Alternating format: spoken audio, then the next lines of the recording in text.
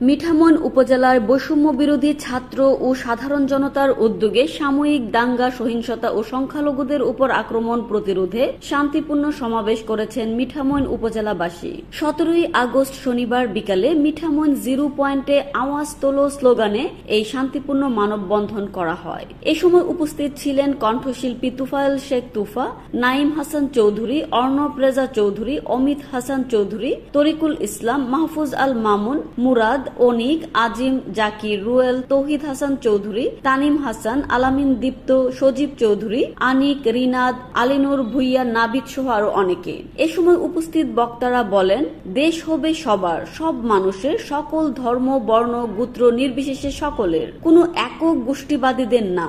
আমরা মানবতার রাষ্ট্র চাই। সুদ, ঘুষ, দুর্নীতির বিরুদ্ধে এদেশের মানুষ জেগে উঠেছে। আমরা একটি শান্তি সম্প্রীতির বাংলাদেশ চাই। আমাদের এই বাংলাদেশ সম্প্রীতি দেশ। আমাদের এই বাংলাদেশে সংখ্যালঘু শব্দ বলতে কোনো কিছু থাকবে না ইন ফিউচার পর্যন্ত। আমরা চাই হিন্দু মুসলিম এবং হিন্দু মুসলিম বৌদ্ধ খ্রিস্টান এদের মধ্যে কোনো বিভেদ থাকবে না। আমরা এই দেশের নাগরিক।